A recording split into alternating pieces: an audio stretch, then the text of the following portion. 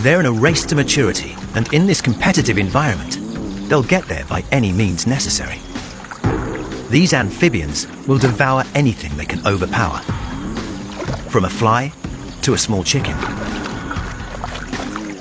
It's a frog eat frog well.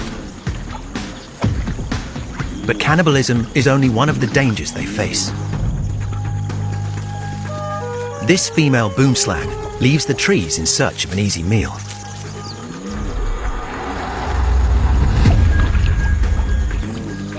Her fangs are small and set far back in her jaw.